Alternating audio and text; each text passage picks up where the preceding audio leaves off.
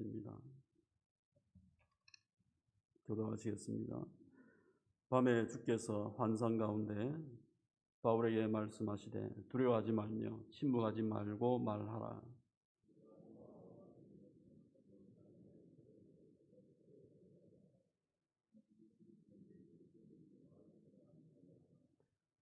일 년 6개월을 머물며 그들 가운데서 하나님의 말씀을 가르치니라.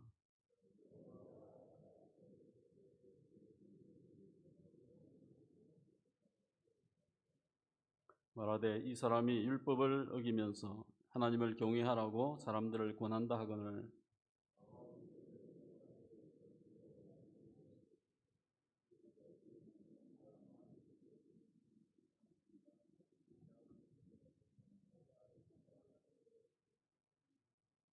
만일 문제가 언어와 명칭과 너희 법에 관한 것이면 너희가 스스로 처리하라. 나는 이러한 일에 재판장 되기를 원하지 아니하노라 하고 모든 사람이 회당장 소스데네를 잡아 법정에서 때리되 갈리오가 이 일을 상관하지 아니하니라. 바울은 더 여러 날 머물다가 형제들과 작별하고 배 타고 수리아로 떠나갈새 브리스길라와 아굴라도 함께 하더라. 바울이 일찍이 소원이 있었으므로 갱그리아에서 머리를 깎았더라. 하나님 아버지 감사합니다. 오늘 이 아침에 저희를 깨워주시고 또 지난밤에 지켜주심을 감사합니다. 우리의 마음과 심령이 오늘도 주님 앞에 나오며 또 주님이 기쁘시게 받으시는 마음과 기도의 시간 되게 하여 주옵소서. 말씀 앞에 순종하게 하시고 하나님의 귀한 뜻을 분별할 수 있는 영안과 또한 우리에게 또한 믿음을 주시옵소서.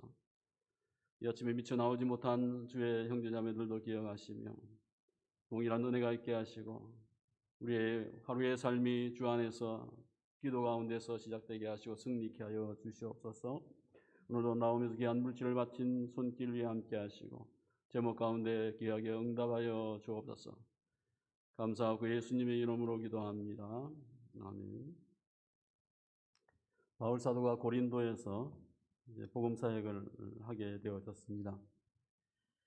지금까지는 한 달도 되지 않는 짧은 시간을 데살로니가 또 몇 개 아덴 지역들을 마게도냐 지역을 다니면서 고린도에 와서 비교적 장시간 사역을 하게 되어집니다. 하지만 오늘 성경에 보니 하나님께서 밤에 바울 사도에게 환상 중에 나타나셔서 두려워하지 말며 침묵하지 말고 말할 것을 이야기합니다. 사역을 계속할 것을 이야기하는 거죠. 그러면 바울 사도가 두려워하고 있었다고 하는 거죠. 어찌 보면 정말 이 고린도에서 사역을 계속해야 될 것인가 염려를 하고 있었다고 하는 얘기입니다. 고린도 사역이 갓 시작을 하였는데 열매가 있는 듯 했는데 유대인이 또 배척을 하고 또 해당에서 쫓겨나서 디도 유스도라고 하는 집에 머물게 되어지면서 사역을 하고 있었습니다. 나중에 고린도전서 2장 3절 속에서 바울 사도가 고린도의 사역에 대해서 이야기합니다. 내가 너희 가운데 거할 때에 매우 약하였다. 두려워하였고 심히 떨면서 사역을 했다라고 말씀하고 있습니다. 또한 내가 너희에게 지혜의 말로 하지 아니하고 성령의 나타나심과 능력으로 하여서 너희의 믿음이 사람의 지혜에 있지 아니하고 하나님의 능력에 있게 하기 위해서 내가 사역을 했다라고 고린도 전서에서 이야기를 하고 있습니다. 바울은 솔직히 고린도 교회에서 사역을 시작할 때에 두려움과 떨림과 또 염려와 불안함이 있었다고 하는 것을 고백하고 있습니다. 또 매맞고 또 배척을 당할 수 있을 것인데 하는 두려움이 있었다고 하는 것이죠.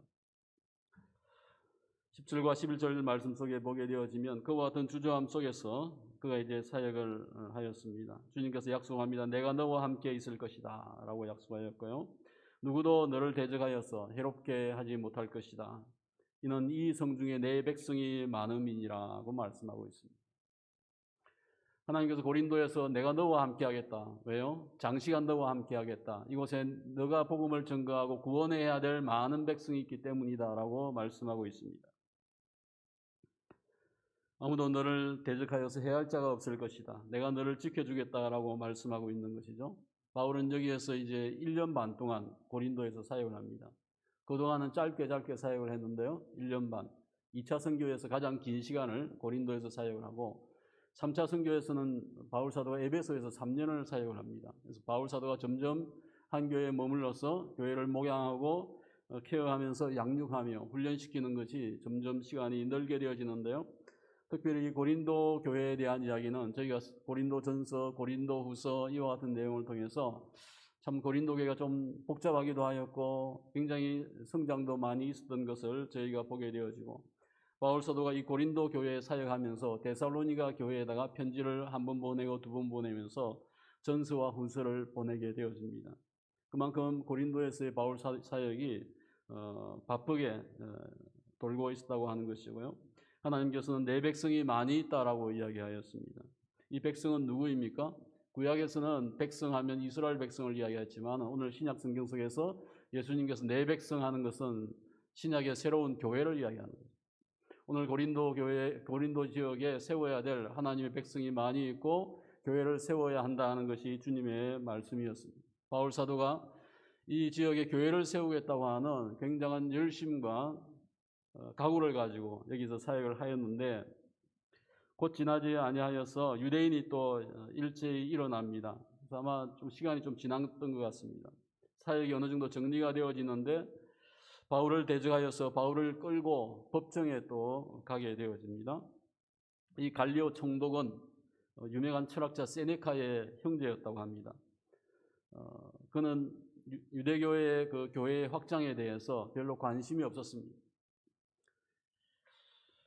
세상의 권세를 이용해서 그냥 살고 있는 자였고 바울을 이제 법정에서 만나게 되어졌을 때에 이제 고소의 제목이 무엇입니까? 13절 보게 되어지면 이 자가 율법을 어기면서 하나님을 경외하라고 사람들을 권하고 있다라고 하는 것이 고소의 제목이었습니다. 바울 사도가 이제 변론을 하려고 했는데 바울이 입을 열고자 할 때에 갈리오가 먼저 이야기를 합니다. 바울은 여기서 뭐 별로 말도 하지 못하고 말할 필요도 없이 재판이 끝나게 되어지는데요. 갈리오 총독이 뭐라고 합니까? 오늘 이 문제가 언어와 부정한 일과 14절 보면 무슨 부정한 일과 불량한 행동 때문에 그러니까 사회적인 어떤 저촉되어지는 형사법이나 이런 사회법의 정치적인 문제라고 하면 내가 해결을 하겠지만 만약에 너희의 그 종교적인 문제, 민족적인 문제, 언어와 명칭과 너희의 법에 관한 것이면 너희가 처분하면 된다라면서 정리를 합니다. 그러니까 유대인들도 이것은 정치적인 문제는 아니고 종교적인 문제이기 때문에 어쩔 수 없이 이 재판이 이제 무산이 되어지는 거죠. 유대교는 예전부터 이 로마 제국에서 인정을 받는 종교였습니다. 하지만 로마 정부는 더 이상의 새로운 종교가 발생하고 오는 것에 대해서는 다 제한을 하였습니다. 더 새로운 종교를 이제 핍박하였던 것이죠.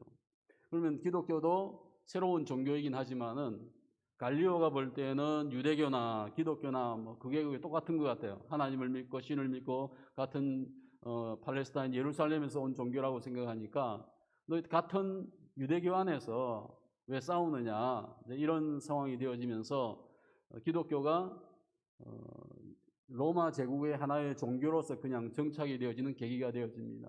그래서 다음에 복음을 전하기 위해서 어디에 갔을 때는 고린도에 판례가 있지 않느냐, 고린도의 갈리오 총독이 이것은 종교적인 문제이지 정치적인 문제가 아니다 하면서 인정을 받게 되어지는 계기가 되어진 거죠. 원래는 핍박하기 위해서 교회를 끌고 법정에 세웠지만은 결과는 이와 같이 복음이 세상 가운데서 기독교가 인정받는 계기가 되어진 것을 보게 되어집니다. 이제 이 사건이 있고 나서 어떻게 되어집니까? 그들을 법정에서 쫓아내었는데 이 유대인이 또 일반 시민이 회당장 소스데네를 잡아서 아마 1년 반 사이에 이 회당장이 바뀌었습니다.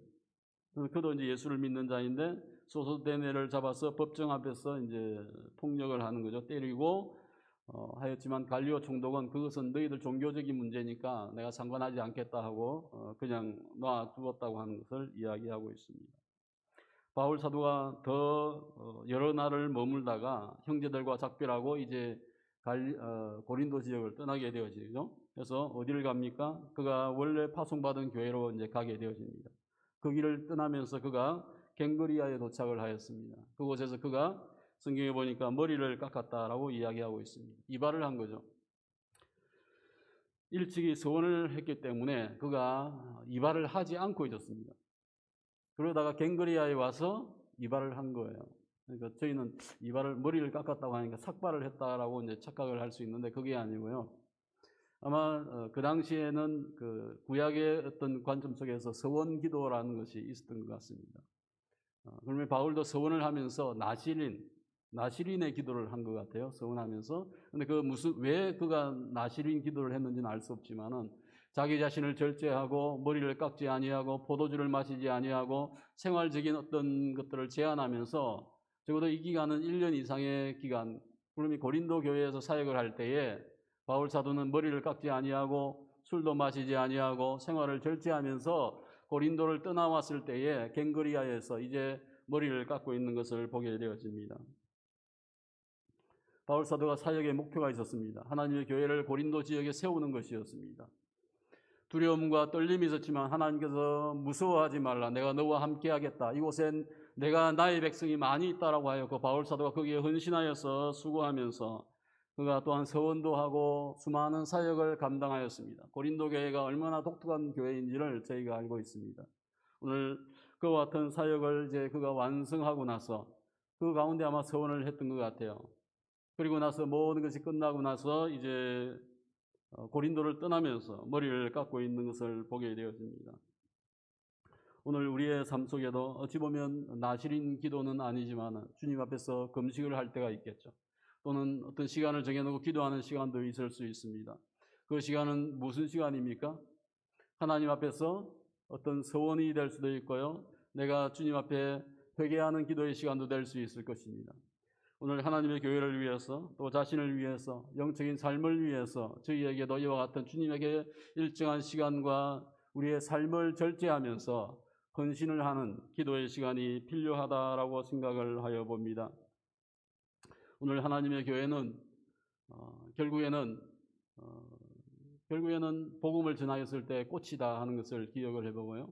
바울 사도는 이제 고린도 교회를 1년 반 섬기면서 교회가 아름다운 꽃을 피우는 교회가 되어졌다고 하는 것입니다. 물론 그가 떠난 이후에 교회에 또 여러 문제가 있었다고 하는 것을 저희는 알게 되어지지만은 결국 하나님께서 하나님의 교회를 돌보시고 내 백성이 많다고 하였으니까 그 백성을 주님께서 지키신다고 하는 것을 저희가 기억해야 되겠습니다. 오늘 이 아침에 저희가 기도하실 때에 바울과 같이 참 주님 앞에 헌신하는 마음을 가지고 기도할 수 있기를 바랍니다. 주의 성령께서 우리의 마음과 심령 속에 또 교회 가운데 하나님의 은혜를 부어주시고 교회가 세상 가운데서 더 많은 하나님의 백성을 찾아낼 수 있는 그와 같은 교회로서 주님에게 헌신하는 개인과 교회가 되어지기를 소원하면서 이 아침에 주님의 은혜가 함께하는 기도의 시간이 되기를 축원합니다. 기도하겠습니다. 하나님 아버지 감사합니다. 이 아침에 주님 앞에 나와서 기도합니다. 아버지 하나님, 우리에게 주신 귀한 사명이 많이 있습니다. 우리가 주님 앞에 더 헌신해야 되고 더 서원해야 되고 사용되어져야 하는 줄로 믿습니다. 하나님의 교회가 또한 세상 가운데서 더 많은 주님의 백성들을 모을 수 있어야 되겠습니다. 아버지 두려워하지 말라, 침묵하지 말라, 주님이 함께 하신다고 하셨사오니 우리에게도 이와 같은 믿음을 주시옵시고 오늘도